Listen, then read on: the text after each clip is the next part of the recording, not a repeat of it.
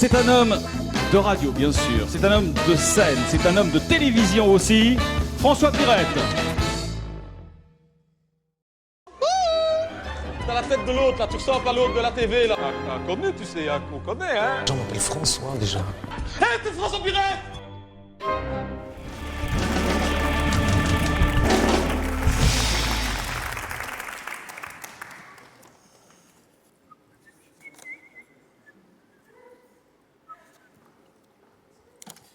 Allô? Allô? Oh. Non, bah, je ne vous comprends pas bien, il y a du bruit là, hein? Non, c'est le ministère des Affaires étrangères ici, monsieur. Oui, je ne vous comprends pas bien. Non, c'est pas la peine de crier. Je n'ai pas dit que je ne vous entendais pas bien. J'ai dit que je ne vous comprenais pas bien. C'est pas du français que vous parlez là? Ah, je me disais aussi, je ne reconnaissais pas. De l'anglais? Oh! Ah non, ça, c'est pas possible, ça. Hein. Je ne parle pas l'anglais, hein. Ah oui, c'est le ministère des Affaires étrangères, mais belge, hein, ici, hein, monsieur. Hein, dans l'administration, on est obligé de parler le français et le néerlandais. Hein. L'anglais, c'est une option. Et au ministère des Affaires étrangères, on parle l'anglais de temps en temps, mais c'est surtout le français et le néerlandais. Et encore, comme on n'a jamais de problème avec les Hollandais... Je ne vois pas ce que je peux faire pour vous, monsieur. Si vous pouvez me parler légèrement moins fort et articuler mieux. Voilà. Hein. Vous voulez parler à qui? Monsieur Dardenne. À mon avis, c'est quelqu'un qui fait une blague. Michel Dardenne n'est pas ministre des Affaires étrangères, hein? Ah non, vous confondez, non. Non, Michel Dardenne n'a jamais déclaré qu'il était ministre des Affaires étrangères, non. Il a proclamé qu'en tant que ministre, il avait toujours été étranger aux affaires. Ça, c'est différent.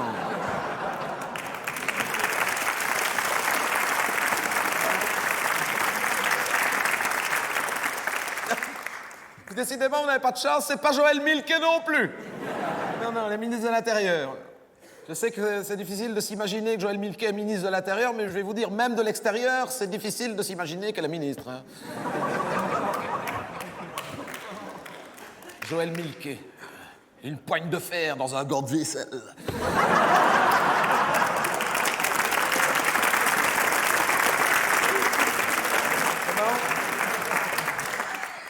Décidément, faut vous renseigner avant d'appeler.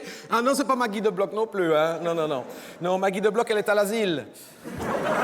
Enfin, non, mais je veux dire, elle est à l'asile et à la migration, c'est ça. Son portefeuille, c'est asile et migration. Je sais pas, elle doit surveiller les cigognes. Les oies sauvages qui repassent dans l'autre sens, je ne sais pas. Non, la migration, c'est un terme élégant pour parler d'immigration, quoi. Oui, c'est elle qui est là pour endiguer l'immigration. Je ne suis pas sûr que ça marche bien fort. Hein.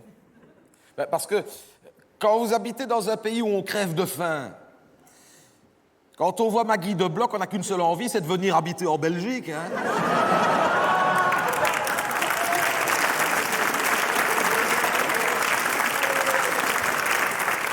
J'ai un devoir de réserve, je ne peux pas critiquer, mais là je trouve que M. Di Rupo a fait un choix contre-productif.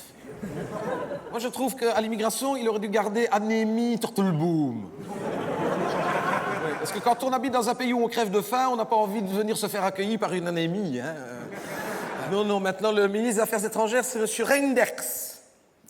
Non, M. Didier Reinders. Ça se prononce comme ça s'écrit. Reinders. Ah non, vous tombez mal, il est en vacances, là. Ah non, pas à l'étranger, vous pensez bien. Quand on est ministre des Affaires étrangères, on passe les vacances en Belgique, on va pas à l'étranger, ça vous rappelle le boulot, évidemment. Non. Bien que quand il était ministre des Finances, de temps en temps, il allait quand même en vacances en Suisse. Hein.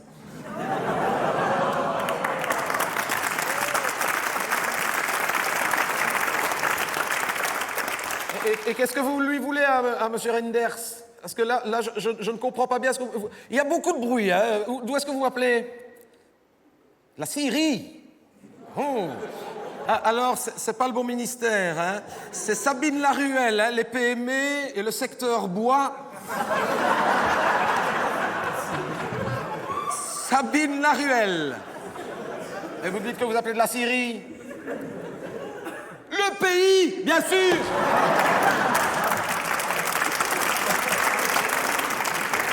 J'ai confondu, mais notez que, hey, de chez vous, on revient souvent entre quatre planches, hein. Excusez-moi. C'était pour détendre. Et qu'est-ce que vous lui voulez à M. Render? Je ne vois vraiment pas ce qu'il peut faire pour vous. Il vient de vous aider. Vous savez aider ça. Vous envoyez des F-16. Et en quel honneur qu'on vous enverrait des F-16? Ah oui, mais attendez, la Libye, c'était pas la même chose. Oh non, attendez. On n'a jamais été aider les Libyens, hein. Donc si on envoyait des F-16, c'était pour aider les Français et les Anglais qui s'étaient mis dans un fameux merdier. Mais on n'a jamais aidé les Libyens, on a aidé les Français, nous autres. C'est pas pareil, hein. Il y a des Français chez vous pour le moment. Ah ben, voyez. Non, c'est pas possible. Ah non, nous, si les Français et les Anglais ne bougent pas, on ne fait rien, hein. Parce que, oui, nous avons un ministère des Affaires étrangères, mais on est très étrangers à nos propres affaires, quand même, hein. Oui. Non, et vous savez, Sarkozy, ça m'étonnerait qu'il s'intéresse à vous pour le moment, il est très occupé, cet homme-là. Vous tombez mal, il est en pleine campagne électorale, oui. Ouais. Vous l'avez pas vu au salon de l'agriculture? Faut comprendre cet homme-là aussi, hein, Sarkozy. Hein. Il ne peut pas la même semaine tâter le cul des vaches à l'air affable en Syrie et botter le cul de Bachar el-Assad en Syrie, hein.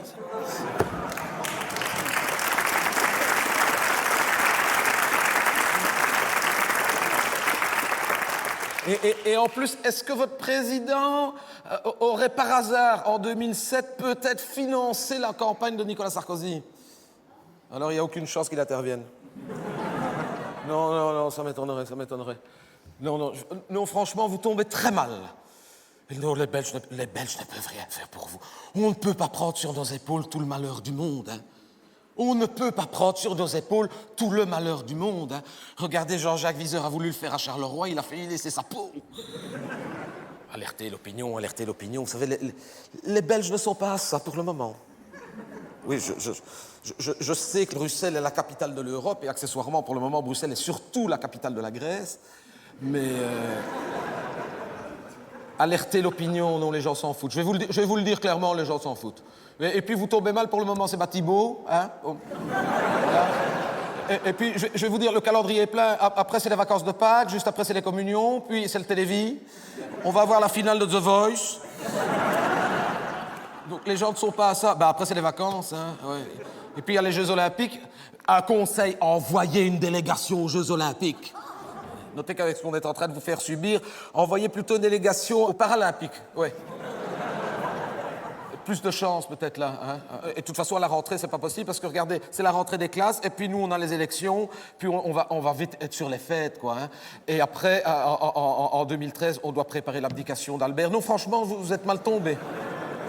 Écoutez, je peux prendre votre nom, je n'ai pas de bic sur moi, je peux prendre votre nom, je ferai un post-it à M. Renders, mais hein, pas si vite parce que je n'ai pas de quoi écrire, je vais essayer de retenir. Comment? Rachid Ramal.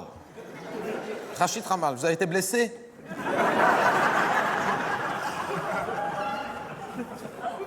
Non, mais je l'écrirai en lettres normales. Bah, non, je n'écris pas l'arabe. Je ne parle déjà pas l'anglais, je ne vais pas écrire l'arabe. Hein. Attends. Non, sauf les chiffres. Si vous me donnez votre numéro de téléphone, ça, par contre, je peux l'écrire en chiffres arabes. Je ne vais pas l'écrire avec des X, des V, des 3. T'as déjà vu un iPhone? Bon, alors. Non, voilà. Donc, Rachid Ramal. Voilà. Profession? Ouvrier. De Syrie. Oui, d'accord. Je mettrai bûcheron, c'est plus court. Hein? Ça va? D'ailleurs, pour détendre, vous connaissez l'histoire de l'ouvrier de Syrie qui met une tournée et qui fait « Hé, Marcel, mets-moi ça avec bière !» Non.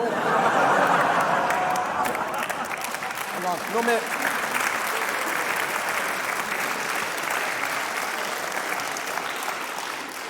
Par téléphone, elle ne passe pas bien. Eh bien, écoutez, je vous assure, c'est enregistré. Je mettrai un post-it à M. Render sur la machine à Nespresso. Quand il rentrera, il va le voir. Rachid Ramal, ouvrier de Syrie, sac bière. Ça va? Voilà.